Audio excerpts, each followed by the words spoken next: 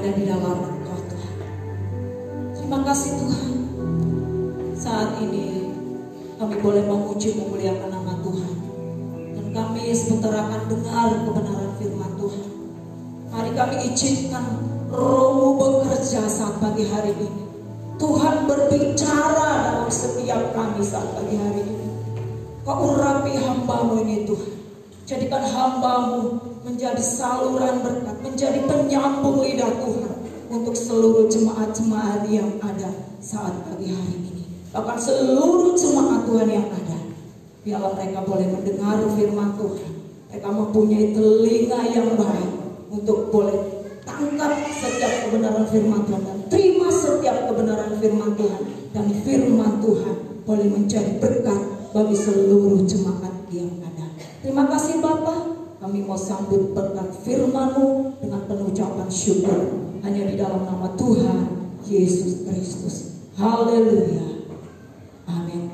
Puji Tuhan. Selamat pagi Bapak Ibu kasih dalam Tuhan. Kita kembali bertemu di dalam rumah Tuhan, menikmati baiknya Tuhan, menikmati kemurahannya Tuhan. Dan saat ini kita juga menikmati kebenaran firman Tuhan. Mari Bapak Ibu kasih dalam Tuhan, kita akan sama-sama membuka firman Tuhan di dalam Amsal pasal yang ke-24 ayat yang ke-10. Amsal pasal yang ke-24 ayat yang ke-10. Sudah menemukan semuanya, nanti kita akan membaca secara bersama-sama. Amsal pasal yang ke-24 ayat yang ke-10. 1, 2, 3. Jika engkau tawar hati pada masa kesesakan, kecillah kekuatan. Bapak kasih dalam Tuhan, di dalam kita hidup di dalam dunia ini, segala sesuatu ada masanya. Ada waktu untuk lahir, ada waktu untuk mati, ada waktu untuk tertawa, ada waktu untuk menangis. Ada waktunya kita mengalami yang namanya kesesakan hidup. Ada waktunya kita mengalami yang namanya kelegaan di dalam hidup kita. Dan firman Tuhan saat pagi hari ini berkata bahwa jika engkau tawar hati pada masa kesesakan, kecillah kekuatan. Bapak Ibu, tawar hati itu apa sih? Orang yang tawar hati itu orang yang bagaimana sih? Bagus kasih dalam Tuhan. Orang yang tawar hati adalah orang yang kehilangan semangat. Nek cara Jawane uripe ngokro, mendungo yo males, me ibadah apa meneh, me baca firman Tuhan saya ulah. Orang yang tawar hati bahkan mau makan aja males.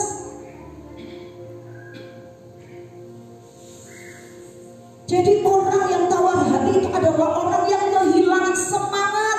Dan semangat untuk hidup, dan semangat untuk melakukan segala sesuatunya, dan semangat untuk bekerja di dalam ladangnya Tuhan, dan semangat untuk beribadah, dan semangat untuk melayani. Ini bahaya sekali ya Bapak di dalam Tuhan.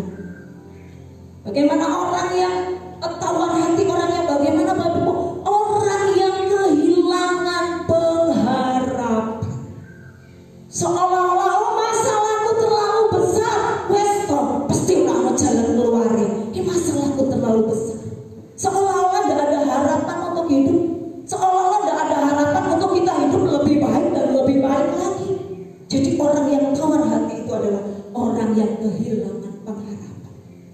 Orang dunia boleh, mereka tidak punya pengharapan. Tetapi kita anak-anak Tuhan, kita adalah orang-orang yang diberi pengharapan yang selalu baru daripada Tuhan. Amin. Yesus mati di kayu salib untuk apa? Untuk memberikan pengharapan yang selalu baru dalam hidup kita. Sehingga apa? Sehingga kita anak-anaknya menjadi orang-orang yang menang di dalam Tuhan. Tetapi orang yang tawar hati tidak akan memiliki namanya pengharapan. Dan orang yang tawar hati itu adalah orang yang kehilangan iman atau kepercayaan kepada Tuhan. Orang yang tawar hati tidak akan percaya bahwa mujizat itu masih ada, bahwa Tuhan Yesus sanggup melakukan segala perkara, bahwa Tuhan sanggup menyembuhkan sakit kita, Tuhan sanggup memulihkan ekonomi kita. Orang yang tawar hati tidak percaya akan kuasa Tuhan yang sanggup melakukan segala sesuatu di dalam kehidupan kita. Dan banyak lagi hal-hal yang selanjutnya. Bahkan orang yang tawar hati itu adalah orang yang kehilangan sukacita. Kalau hidup kita tanpa sukacita, rasanya kayak apa Bapak Ibu Saudara? Isinya tersulung, isinya mesum, isinya merasa kita lemah, dan ada sukacita, tidak ada damai sejahtera. Kalau kita ibaratnya makan, masakannya itu walaupun bumbunya macam-macam, kalau tidak ada garamnya, tidak enak rasanya, cemplang, hampa. Begitu juga dalam hidup kita, kalau di dalam hidup kita tidak ada damai sejahtera, tidak ada sukacita, rasanya seperti apa Bapak Ibu? Dan orang yang hidupnya tawar hati, ini yang akan dia alami, tidak akan punya sukacita di dalam hidupnya. Oleh sebab itu Bapak Ibu kasih dalam Tuhan, lewat kenyataan yang ada, Tuhan berfirman dalam kehidupan kita saat pagi hari ini, jangan tawar hati. Amin. Dalam setiap kesesakan yang kita alami, jangan kita pernah tawar hati.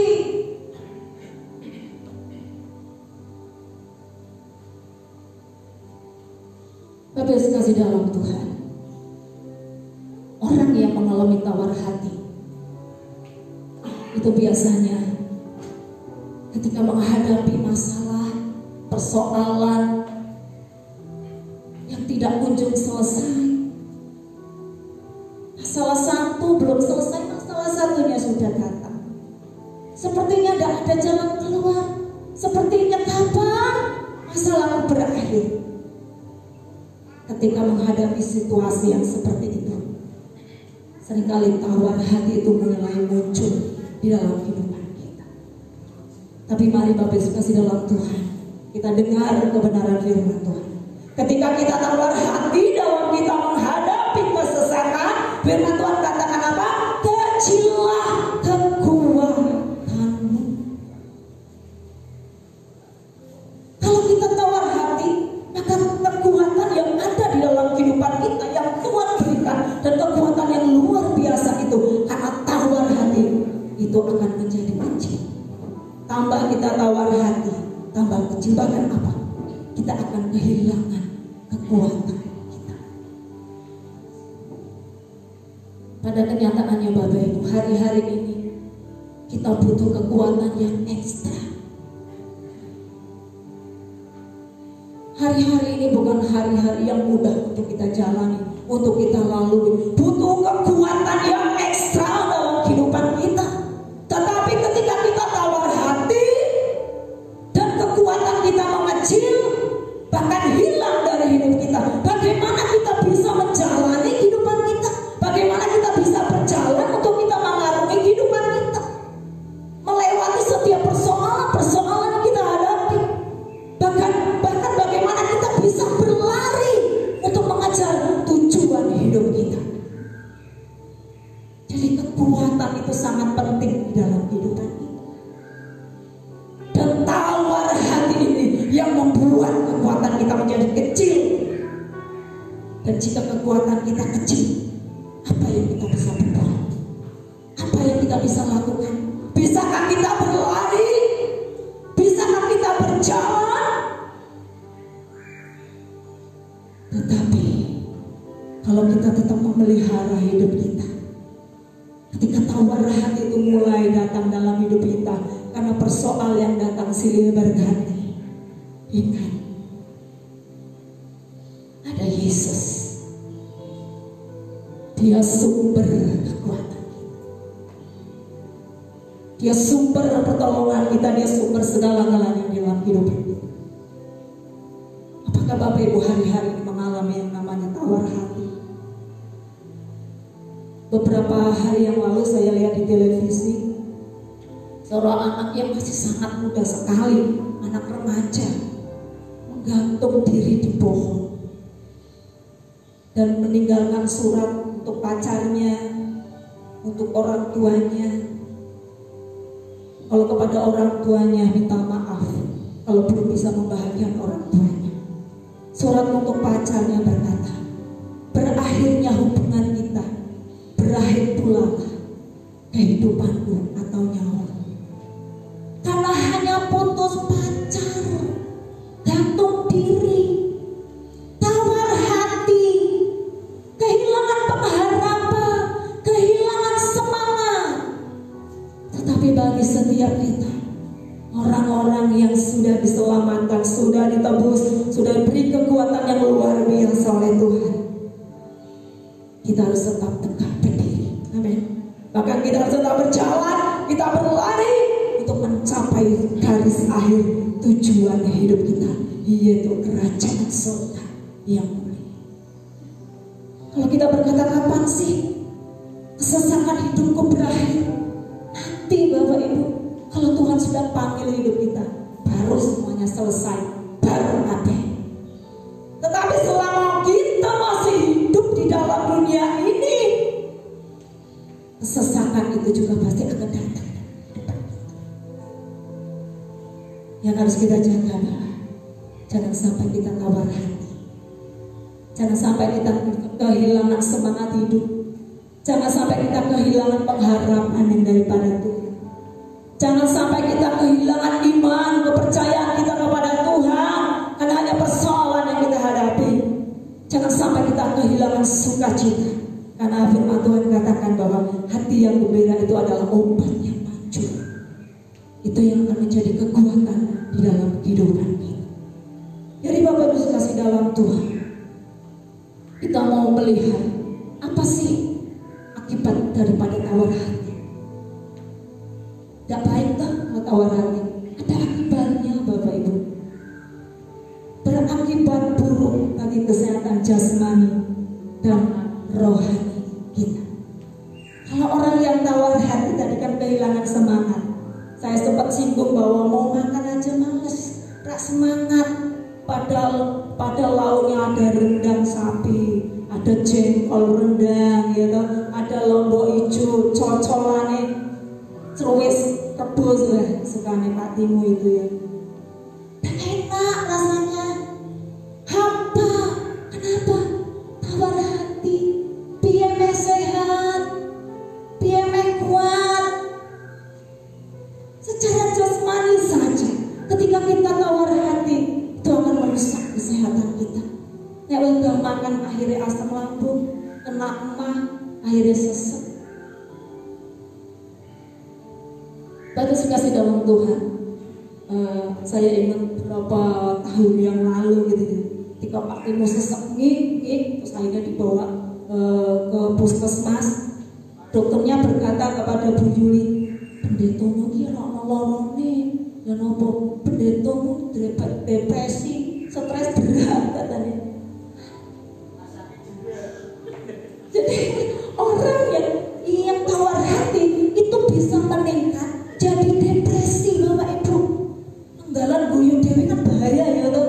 Apa nenggalan nangis dewi itu bahaya. Jadi jangan pelihara yang namanya tawar hati itu dalam hidup kita. Mengganggu kesehatan kita, bahkan akan mengganggu kerohanian kita. Kalau orang yang tawar hati, memang melayani males. Oh ini janganmu minggu depan ganti di baiknya ya. Aku sok wes, ini hatiku sudah damai. Aku seorang dia masalah. Males mau pelayanan, mau ibadah ya males. Sisa hari apa tuh? Oh si orang minggu lah, hari minggu sisa. Aku kisah males ke gereja ya. Wes dino minggu, cepet ya dino minggu ya. Males. Apa mereka mau berdoa? Rakyat tok apa mau berdoa? Tak kelihatan. Siapa yang tahu di rumah berdoa itu tak kelihatan. Apa mereka itu? Jadi Bapak akan mematikan kerohanian kita. Itu akibat daripada tawar hati. Dan selanjutnya kita akan kehilangan gairah hidup. Wis ora duwe gairah hidup, Bapak Ibu. Mbok kita duwe mobil mewah, muai magrong-magrong, semua yang kita inginkan ada.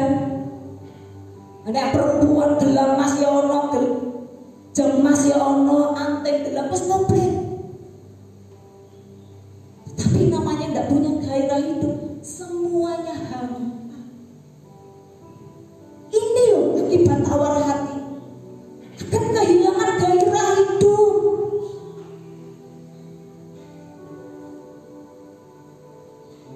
Yang sekolah pengen jadi sarjana, tetapi ketika tidak punya gairah hidup, tidak punya gairah untuk sekolah, bagaimana bisa jadi sarjana?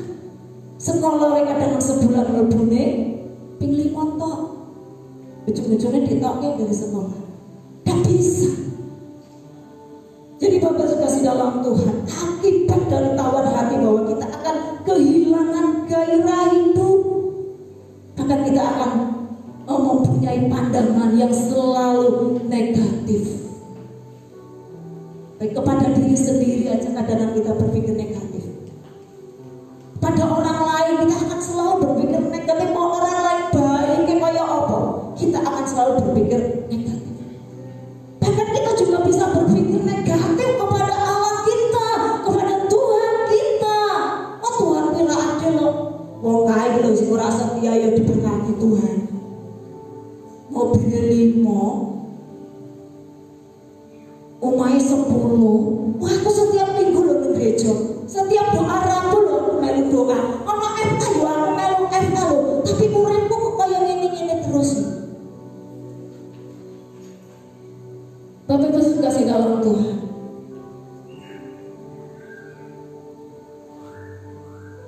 kita tidak mau hal-hal ini terjadi di dalam kehidupan kita.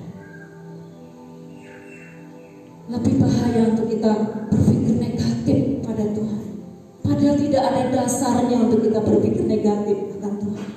Bahwa segala sesuatu yang Tuhan izinkan datang dalam kehidupan kita, sekalipun itu berbentuk kesesatan dalam hidup kita, tetapi melalui kesesatan yang Tuhan izinkan datang dalam kehidupan kita, Tuhan sedang merencanakan sesuatu yang indah dalam kehidupan kita. Jadi Bapak kasih dalam Tuhan, inilah akibat daripada orang yang tawar hati. Dan mengapa Bapak kasih dalam Tuhan kita kok tidak punya tawar hati? Mengapa Bapak Ibu? Kita lihat yang kembali Amsal 24 ayat yang ke-10. Jika engkau tawar hati pada masa kesesakan, kecillah kekuatanmu. Mengapa Bapak Ibu kita tidak boleh tawar hati? Di sini karena kita akan menjadi lemah jika kita tawar hati. Oleh sebab itu Tuhan tidak mau kita anak-anaknya hidup di dalam tawar hati. Karena apa? Kita akan menjadi pribadi-pribadi yang lemah, yang rapuh, yang mudah goyah, dan akhir-akhirnya dapat apa? Meninggalkan Tuhan. Tapi kita mau, Tuhan mau kita menjadi pribadi-pribadi yang kuat, yang tidak mudah goyah. Oleh sebab itu Tuhan berfirman di dalam kehidupan kita, jangan tawar hati. Jadi Bapak kasih dalam Tuhan, hal yang kedua, kenapa kok kita tidak boleh tawar hati?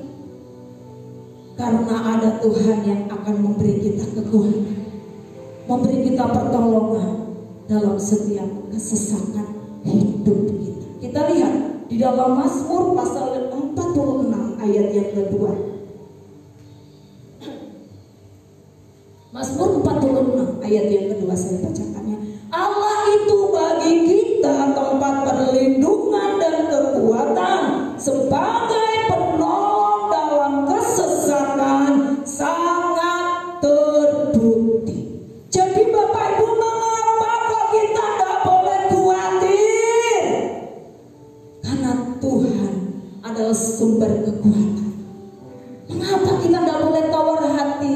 Karena Tuhan itu adalah sumber kekuatan kita, sumber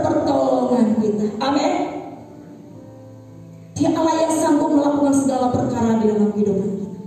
Dia Allah yang dahsyat, Dia Allah yang luar biasa. Jadi Bapak Ibu kasih dalam Tuhan, mengapa kita tidak boleh tawar hati?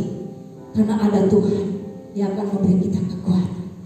Ketika kita tidak berdaya dalam menghadapi kesesakan, ada tangan Tuhan yang siap memegang tangan kita untuk memberikan kita kekuatan. Ketika kita butuh pertolongan dalam setiap kesesakan hidup kita, Dia juga akan datang menyatakan pertolongannya di dalam kehidupan kita. Bahkan firman Tuhan katakan bahwa semuanya itu terbukti. Kuatan Tuhan, pertolongan Tuhan itu akan Tuhan nyatakan di dalam setiap kehidupan. Nanti dikasih dalam Tuhan, kita lihat di dalam cerita-cerita dari tokoh-tokoh Alkitab. Kita lihat Sadrak, Mesak, Abednego. Kesesakan yang dialami Sadrak, Mesak, Abednego. Kenapa mereka akan dibuang ke dalam dapur api? Mereka akan dibakar dan mereka akan mati. Tetapi apa ketika mereka menghadapi itu, apa mereka tawar hati? Dan akhirnya mereka menyembah kepada patung buatan Nebukadnezar? Tidak.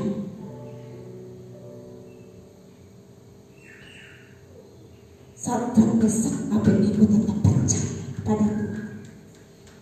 Kita lihat Yusuf dalam perjalanan hidupnya, dia harus dibenci oleh saudara-saudaranya, dia dijual, dia dimasukin ke dalam sumur, bahkan dia difitnah, dimasukkan dalam penjara. Apakah Yusuf tawar hati dalam hidupnya? Tidak. Yusuf tetap melewati segala yang harus dia lewati. Yusuf tetap berjalan melalui apa yang dia harus lalui. Kesesakan hidup, pergumulan hidup, persoalan hidup, Yusuf tetap jalan. Terus kasih dalam Tuhan, firman Tuhan datang dalam setiap kehidupan kita. Saat pagi hari ini mengingatkan kita bahwa ada Tuhan yang jadi sumber kekuatan kita, sumber pertolongan kita. Oleh sebab itu kita jangan tawar hati, karena tawar hati akan membuat kita lemah, jatuh, terpuruk. Tetapi mari kita percaya kepada Tuhan, kepada Allah yang kita sembah, Allah yang sanggup memberikan kita kekuatan, Allah yang sanggup memberikan kita pertolongan. Puji Tuhan, Bapak Ibu kasih dalam Tuhan. Bila firman Tuhan saat pagi hari ini boleh menjadi pegangan kehidupan kita. Mungkin hari-hari ini kita mengalami yang namanya kesesakan hidup. Hari-hari ini mungkin pergumulan kita begitu banyak.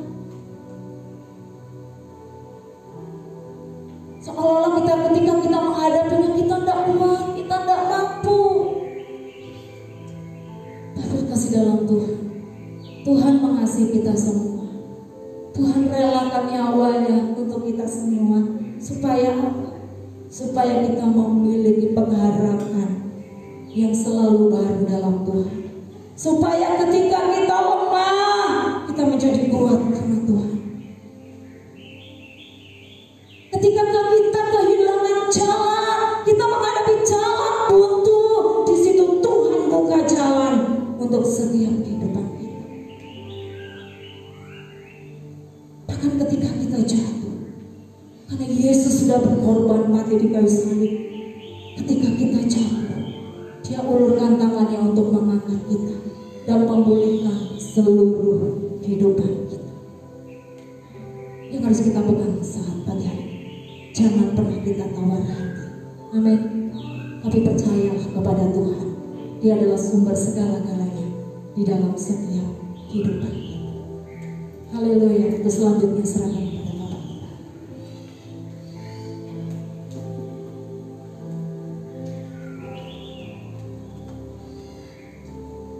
Baik, saudara diberkati Tuhan. Saudara tidak boleh tawar hati, karena tawar hati hanya akan merusak tubuh kita, kerohanian kita. Tapi firman Allah pagi hari ini menasihatkan kepada kita, apa yang harus kita lakukan di saat kita tawar hati. Yesus berkata, marilah datang kepadamu, semua yang letih lesu berbeban berat, aku akan memberi kelegaan. Amin saudara. Pagi hari ini kita datang kepada Tuhan. Siapapun, apapun penyebab tawar hati itu, kita duduk di kaki Tuhan, diam di kaki Tuhan, dan kita menyerahkan semua ketawaran hati kita kepada Tuhan. Yesus akan memberi kelegaan buat kita semua. Mari kita tundukkan kepala kita. Haleluya. Terima kasih Tuhan. Engkaulah sumber kekuatan kami Tuhan. Haleluya Yesus. Haleluya Yesus. Mari kita minta kekuatan dari Tuhan di saat kita tawar hati. Haleluya Yesus. Engkaulah kekuatanku,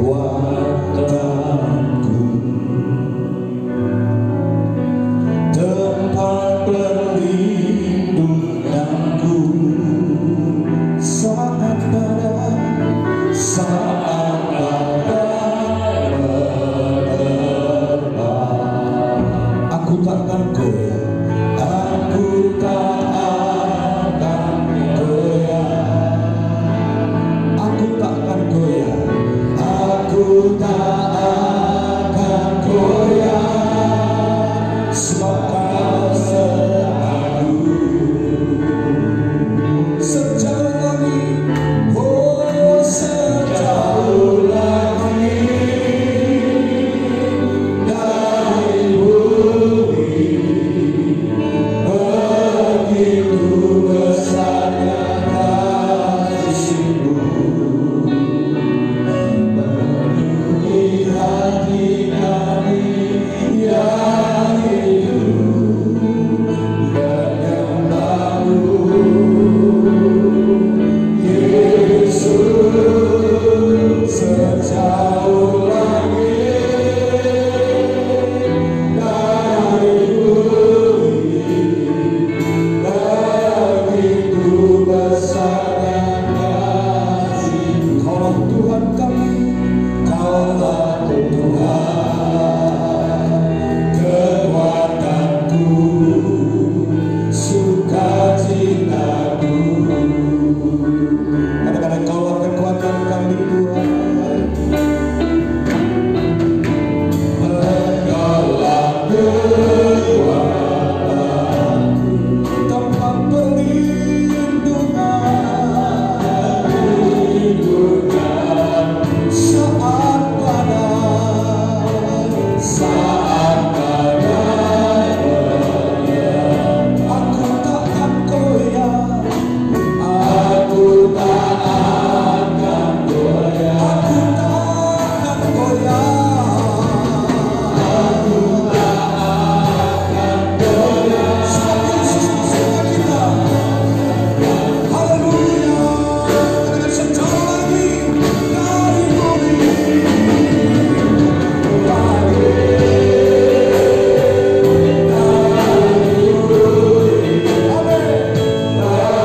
begitu besarnya kasih-Mu. Penuhilah kami Tuhan, hati kami yang hidup menyembah-Mu, Yesus, sejauh langit dari bumi. Haleluya. Begitu besarnya kasih-Mu. Kaulah Tuhan, Kaulah Tuhan, kekuatanku, sukacita. Kaulah Tuhan, Kaulah Tuhan, Kaulah Tuhan, kekuatanku, sukacitaku. Mari Pak Yanto berdoa untuk firman Tuhan yang sudah kita dengar. Kembali kami bersyukur di hadapan Tuhan pada